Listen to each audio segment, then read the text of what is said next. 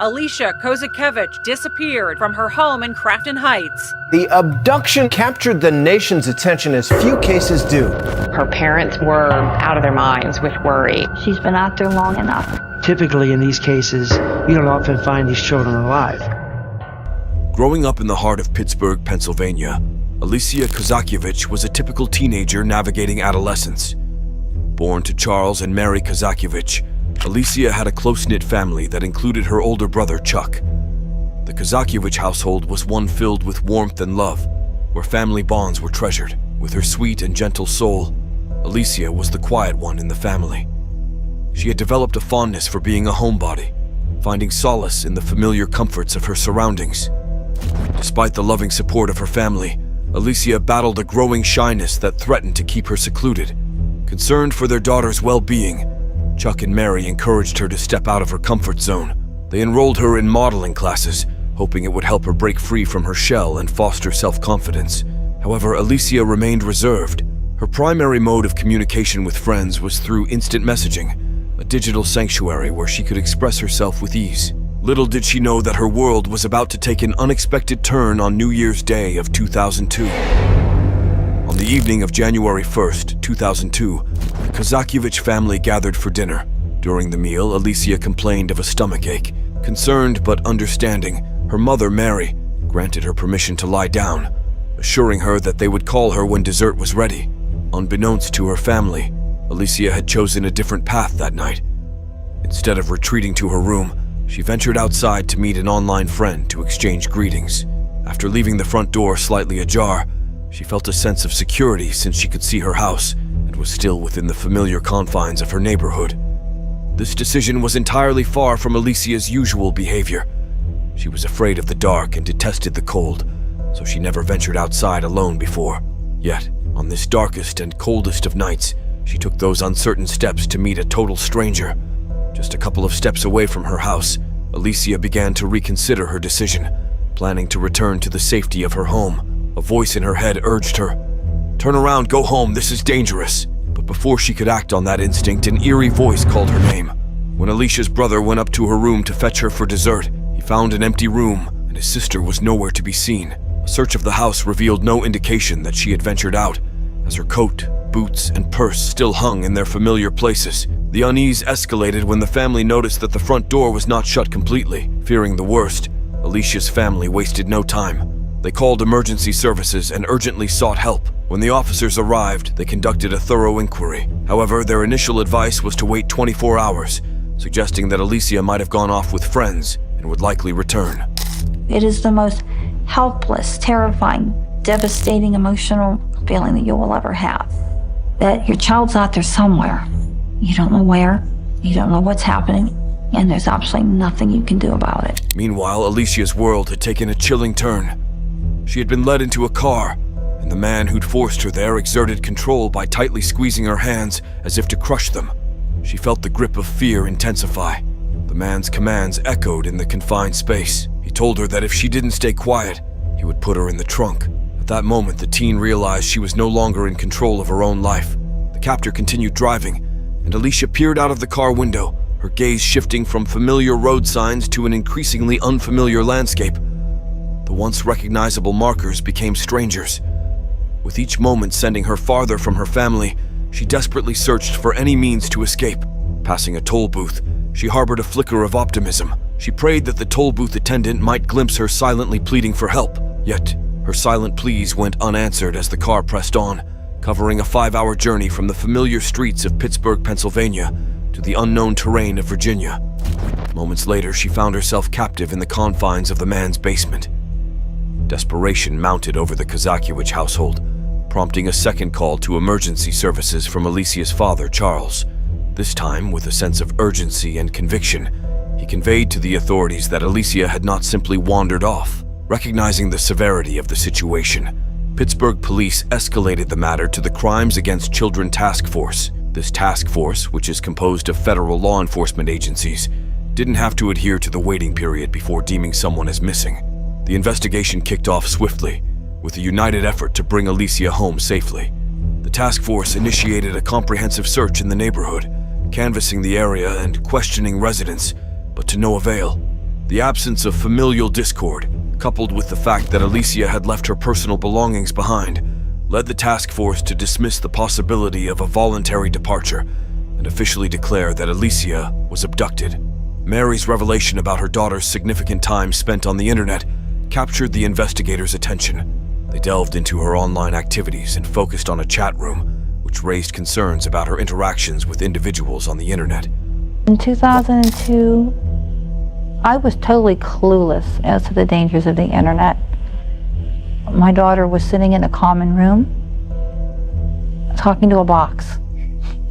Yeah, to my mind, that's what she was doing.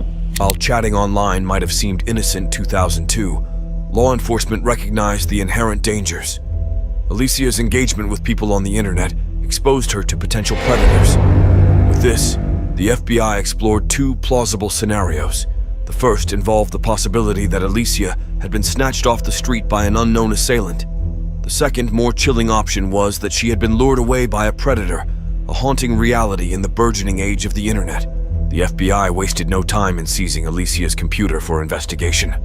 Lab technicians delved into Alicia's digital history, revealing volumes of communications across instant messaging platforms. The investigators combed through these conversations one by one, seeing discussions about classes, boys, and the typical topics that occupied the thoughts of a teen like Alicia. Their quest was to uncover any subtle signs that might illuminate the mystery of what happened to her. During this, the realization dawned on Mary that they may have unknowingly invited danger into their home through the innocuous gift of a computer, which was only intended to aid their children with school projects, homework, and research. Determined to contribute to the investigation, Mary reached out to the National Center for Missing Children to seek guidance. The advice she received was clear. Get Alicia's picture out there for the world to see, as someone might have encountered her somewhere. Media involvement became an essential strategy. News outlets broadcasted Alicia's story far and wide, making it a headline that captured public attention. Armed with dozens of photos, the family aimed to imprint Alicia's face in the minds of the masses. Meanwhile, the FBI went to Alicia's school, asking her classmates and teachers to gain deeper insights. It was revealed that Alicia would arrive at school exhausted, having spent late evenings engrossed in her computer.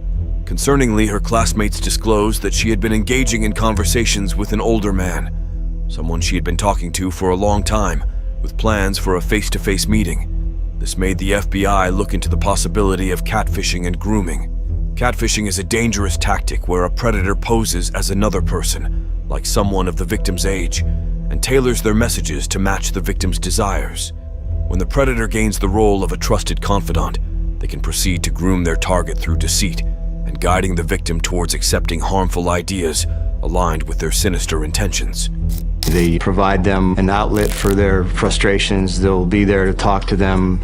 They'll talk about how terrible their family is, and you should talk to me about this. I had several cases like that where individuals will actually almost become like a surrogate parent to these teenagers, and the teenager, not knowing that there's an ulterior motive, will gravitate towards this person because this person's showing them affection and attention that they're not getting elsewhere. The process of grooming eventually leads to let's meet. The gravity of the situation escalated when Tom Carter, the acting supervisor of the Violence Crime Squad, received a vital phone call from Florida.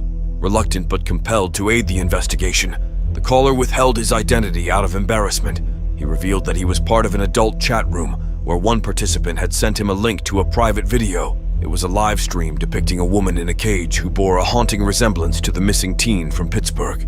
The caller's description of the video's contents sent shockwaves through the investigative team. The crying woman, who was visibly subjected to unspeakable acts, further intensified the urgency to locate Alicia and bring an end to the horror she was enduring. With the unsettling video in their possession, the police were convinced it depicted Alicia and clung to hope that she was still alive but captive. Seeking more information, the officers asked about the informant's identity, but he hung up. When the FBI traced his call to a payphone in Tampa, Florida, they couldn't do anything but hope that the man would call back, and after a while, he did. Despite his reservations, the informant cooperated, providing as much information as he could since he was motivated by a paternal instinct as a father himself. However, when faced with the prospect of an in-person meeting with the FBI, he declined, citing fears for his own safety. Given that he was their primary source, The FBI was eager to gather more information. While he continued the conversation with investigators, they traced his location. In real time, FBI agents reached his residence and knocked on his door. Confronted, the informant decided to distance himself from the unfolding tragedy. He promptly informed the police of the details he possessed, providing a critical lead for the FBI's ongoing efforts to locate Alicia. However, the chat room's anonymous nature left the informant with few details about the captor, since there was only a screen name and no real name or location. Faced with this challenge, the FBI decided not to disclose the limited information to Alicia's parents until she was rescued. They attempted to trace the IP address associated with the uploader's screen name, but the FBI encountered a roadblock. The website provider Yahoo was bound by legal obligations and considered IP addresses confidential. To bypass this obstacle, a grand jury subpoena was deemed necessary, but this process would take until the next morning. U.S. Attorney Mary Beth Buchanan invoked the Patriot Act, leveraging its provisions to compel internet service providers to share information in emergency situations. Despite this, the FBI faced another challenge. Yahoo's headquarters in California was closed at that hour. Undeterred, an FBI agent was dispatched to the home of Yahoo's president at 5 in the morning. The president, in turn, directed an employee to provide the necessary information urgently. Through these means, they tracked the IP address, revealing it belonged to an individual in Herndon, Virginia. Scott Tyree, a 38-year-old divorcee and a seemingly ordinary computer analyst employed as a government contractor, emerged as a potential suspect as the IP address linked to Alicia's captivity led to him. Despite lacking a criminal record or any overt signs of sadistic behavior, the FBI honed in on Tyree's connection. Simultaneously, as one team worked to secure a warrant allowing entry into Tyree's Virginia residence, another team delved into Alicia's computer. They searched for Tyree's name to confirm that they were on the right path. Unknown to them at the time, Alicia was in a basement dungeon with nothing to do but focus on her survival. This meant doing what her captor wanted, no matter how disgusting it was for her. As the man left for the office one morning, he confessed to Alicia, "I think I'm beginning to like you a little too much." With that, he promised to take her for a ride when he returned. And for the first time in 4 days, he fed her. The victim should have been happy being presented with a meal, but this and his words to her instilled fear in her heart, since she thought that this was her last. As the gravity of the situation sank in, she was convinced that her life was hanging by a thread. Thankfully, the authorities finally gained the signed search warrant, so the FBI swiftly mobilized. They learned that Tyree was at his workplace and sent one team to arrest him there, while another team searched his residence for any trace of Alicia. The arrest unfolded seamlessly at Tyree's workplace, while Alicia heard loud crashes and people yelling. Gripped by terror, she believed these were the enforcers the man had ordered to end her life. Bound with chains and a dog collar around her neck, Alicia sought refuge under the bed. The clamor of footsteps and voices pierced the air, urging her to crawl out. Soon, the trembling Alicia revealed her presence. The barrel of a gun pointed at her, signaling what she believed to be the final moments of her life. In a sudden twist, the person holding the gun turned around. And then I saw the most beautiful letters in the alphabet. FBI, in bold yellow on the backs of their jackets. And I knew that I was safe, and that my prayers had been answered. The FBI called and wanted us to come down to the FBI building immediately.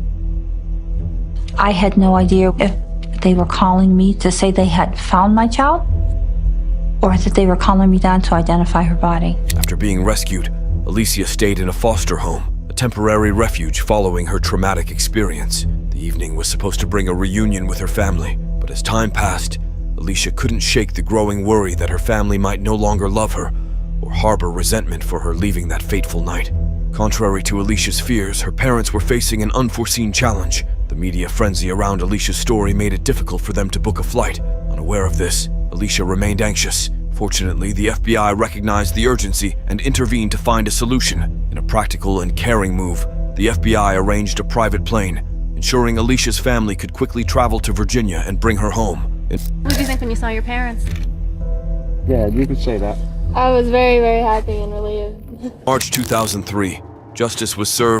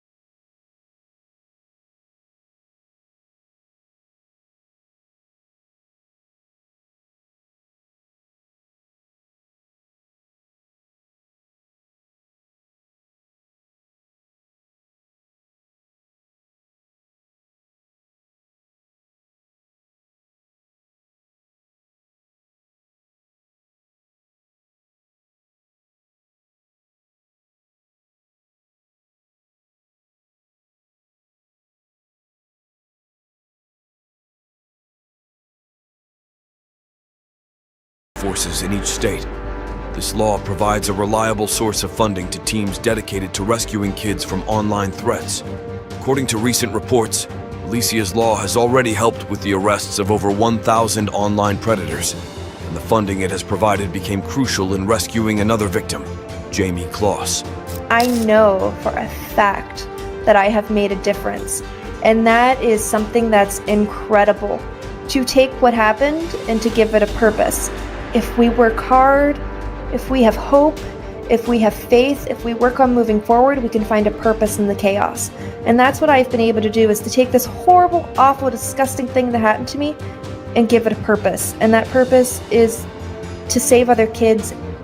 People will say to me a lot, they'll say, "I'm so sorry that happened to you," and they'll get very sad.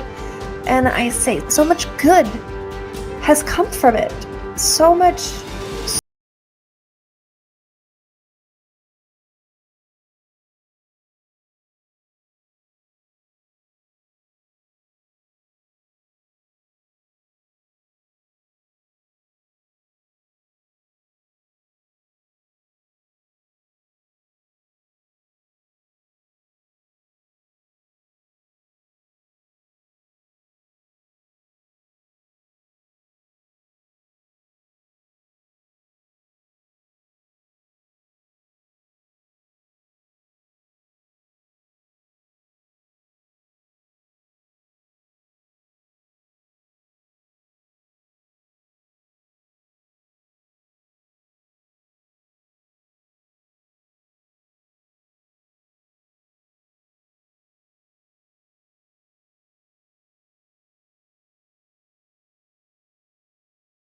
Psychology.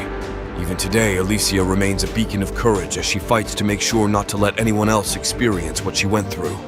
You don't know what you have within you to survive until you're put into an indescribable situation where your only goal is survival. I've had a lot of kids who've come forward and said, somebody hurt me when I was younger, and this is the first time I'm talking about it. And that's where I've really found my healing. Subscribe to watch more videos like this, turn on notifications and leave a like to help the channel out. Thank you for watching.